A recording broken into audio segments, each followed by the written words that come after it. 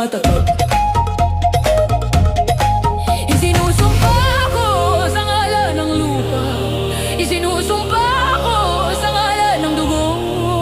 Walang kasalanan, ako'y tatayo hanggang sa huli. Ako'y totoo.